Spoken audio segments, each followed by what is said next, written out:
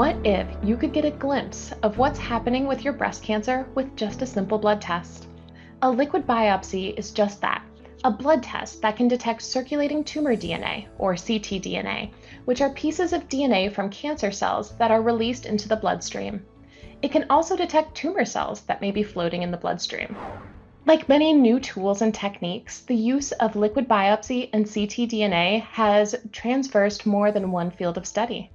When we asked Dr. Hayes to describe liquid biopsy and ctDNA, he talked a bit about its history.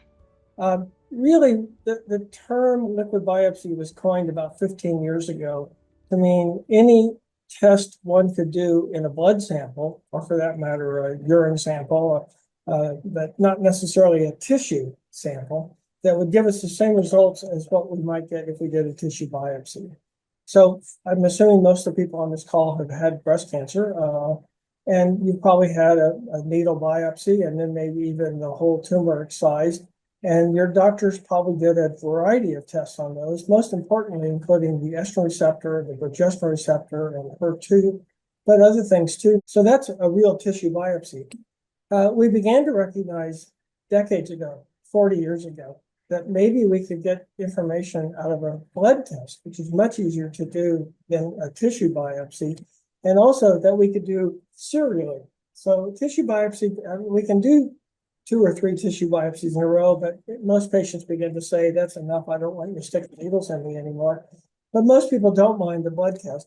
And then about a decade ago, there was a really landmark paper published in the New England Journal of Medicine out of Cambridge, England, that showed that we could do the same thing with cancer that the obstetricians had already figured out how to do with pregnant mothers. And that is, there is DNA from our cells floating around our blood all the time.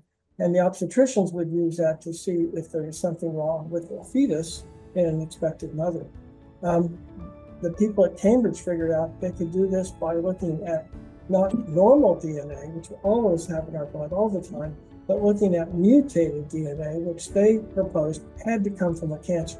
And so they looked at a bunch of patients who had metastatic breast cancer, and sure enough, they found what we now call circulating cell-free tumor DNA. You can learn more about liquid biopsies in the video linked below.